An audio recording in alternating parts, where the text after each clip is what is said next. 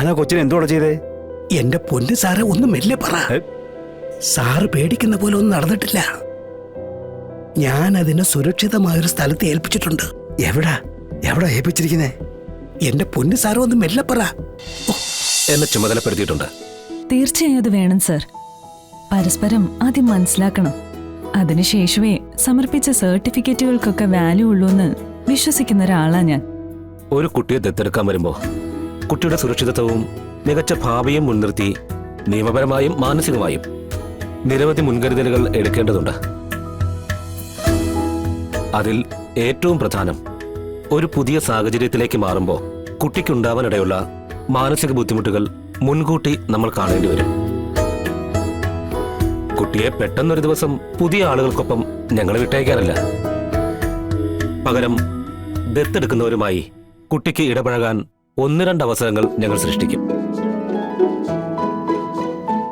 ഈ മാച്ചിങ് പ്രോസസ്സിൽ മനസ്സിലാക്കാം ഈ കുട്ടി നിങ്ങളുമായി എത്രത്തോളം പൊരുത്തപ്പെട്ട് ജീവിക്കുമെന്ന്. അതിന് നിങ്ങൾ രണ്ടുപേരും സമയം കണ്ടെത്തേണ്ടി വരും. തീർച്ചയായും ആ ഒരു കാര്യം ഞങ്ങൾക്ക് രണ്ടുപേർക്ക് സ്വീകാര്യമാ. കുട്ടികളെ ഒന്ന് കാണിക്കാമോ? തീർച്ചയായും. ഇവരെ നമ്മളെ കുട്ടികളെ ഒന്ന് കാണിക്കേ. ഏത് കുട്ടിയാ വേണ്ടതെന്ന് കുട്ടികളുടെ മുന്നിൽ വെച്ച് പറയിപ്പിക്കണ്ട. ശരി സാർ, വരൂ. സർ, ഒരു റിക്വസ്റ്റ് ഉണ്ട്. സാർ ഇപ്പൊ കാണിക്കാൻ പോകുന്നത് കുറച്ച് മുതിർന്ന കുട്ടികളെ ആയിരിക്കും. അതെ, ഒരു 3 വയസ്സ് മുതൽ 4-5 വയസ്സ് വരെയുള്ള കുട്ടികൾ. സർ, ഞങ്ങൾക്ക് വേണ്ടത് എന്റെയും മൂർത്തിയുടെയും മാത്രം കുഞ്ഞായി വളരുന്ന ഒരു കുഞ്ഞിനെയാ. ഒരമ്മയുടെ സ്നേഹവും ഒരച്ഛന്റെ സ്നേഹവും ഓർമ്മ വെച്ച് വരുമ്പോ തന്നെ ആ കുഞ്ഞിനെ കിട്ടണം. അമ്മയുടെ മുഖമായി എന്റെ കുഞ്ഞിന്റെ മനസ്സിൽ എന്റെ മുഖം മാത്രമേ ഉണ്ടാവാൻ പാടുള്ളൂ. അതെന്റെ സ്വാർത്ഥതയായിരിക്കാം, എന്നാലും വേണ്ടില്ല. എനിക്ക് അങ്ങനെ ഒരു കുഞ്ഞിനെ മതി. അതായത് ഒരു കൈക്കുഞ്ഞിനെയാണ് നിങ്ങൾക്ക് ആവശ്യം അല്ലേ? അതെ സർ. ഇവിടെ നിന്ന് കൂട്ടിക്കൊണ്ടുപോകുന്ന കുട്ടികൾക്ക് കൊണ്ടുപോകുന്നവർ നല്ലൊരു അച്ഛനും അമ്മയും ആയിരിക്കുമോ എന്ന് ഞങ്ങൾ നോക്കാറുണ്ട്. അഡ്വക്കേറ്റ് അരുണയുടെ കാര്യത്തിൽ ആ ഒരു സംശയം വേണ്ട. അരുണ ഏത് കുട്ടിക്കും നല്ലൊരമ്മയായിരിക്കും. അതുപോലെ തന്നെ കൃഷ്ണമൂർത്തി നല്ലൊരച്ഛനും. ഇന്നലെ അമ്മത്തൊട്ടിൽ നിന്ന് കിട്ടിയ ആ കുട്ടിയില്ലേ, ആ കുട്ടിയെ കൊണ്ടുവരൂ. ശരി സാർ. നിങ്ങളൊരു നല്ല ഫാമിലിയിലുള്ള ആൾക്കാരാണെന്ന് മനസ്സിലാക്കിയത് കൊണ്ടും കളക്ടർ മാഡം വിളിച്ചു പറഞ്ഞ സ്പെഷ്യൽ കേസ് ആയതുകൊണ്ടും എന്റെ സ്വന്തം താല്പര്യത്തിൽ ചില വിട്ടുവീഴ്ചകളൊക്കെ ഞാൻ ചെയ്തു തരാം. ആ കുട്ടി ഒന്ന് കണ്ടു നോക്കൂ.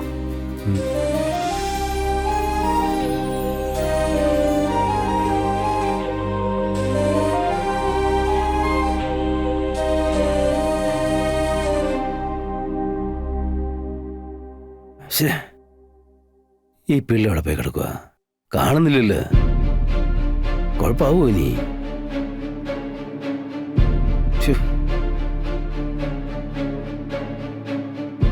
ആ, സാർ ഇവിടെ വന്നിരിക്കുകയായിരുന്നോ? ഞാൻ ഇവിടേക്ക് നോക്കി. ദാ ചായ. ഞാൻ നിന്നെ ചായ ചോദിച്ചായിരുന്നോ? ഉവ്, മറന്നുപോയോ? ചോദിച്ചു. അതാ നീ പൊക്കോ പൊക്കോ പൊക്കോ പൊക്കോ പൊയ്ക്കോ. എന്തുവാണോ സാറിന് ഇതെന്താ പറ്റി?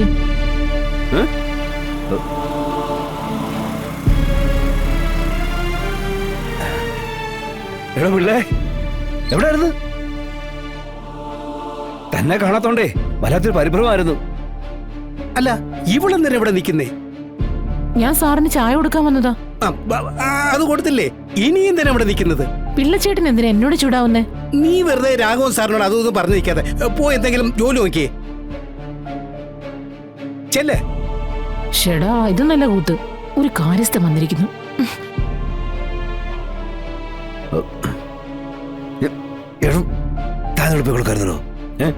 അതെ, വളരെ രഹസ്യമായി ചെയ്ത കാര്യങ്ങളാ. സാറായിട്ട് ഇത് പാട്ടാക്കൂ. എന്നാലും ഒരു ടെൻഷൻ ഇല്ലല്ലോ.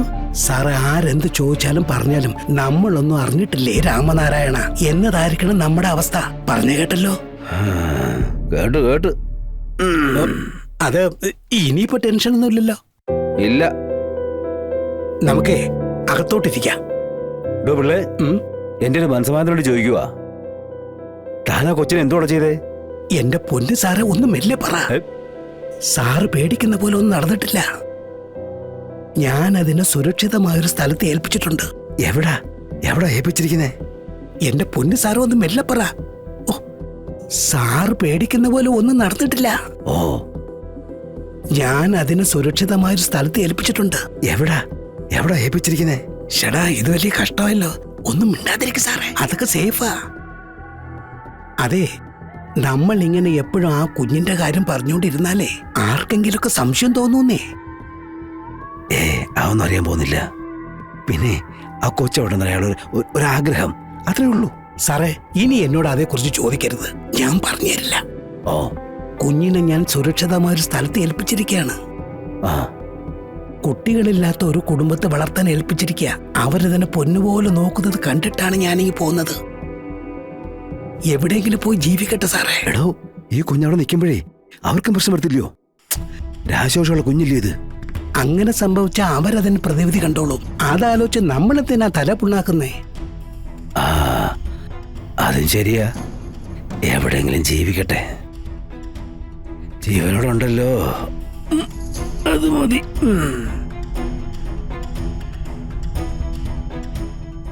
ഇങ്ങനെ എന്തെങ്കിലും പറഞ്ഞില്ലെങ്കിൽ രാഘവൻ സാർ ഇനിയും അതിനെക്കുറിച്ച് എന്നെ ചോദിച്ചുകൊണ്ടിരിക്കും. കാര്യങ്ങളെല്ലാം മറ്റുള്ളവരെ അറിയുകയും ചെയ്യും. തൽക്കാലം അത് വേണ്ട. കൊച്ചിൻ്റെ കാര്യത്തിൽ എന്താ സംഭവിച്ചെന്ന് തൽക്കാലം ഞാൻ മാത്രം അറിഞ്ഞാൽ മതി.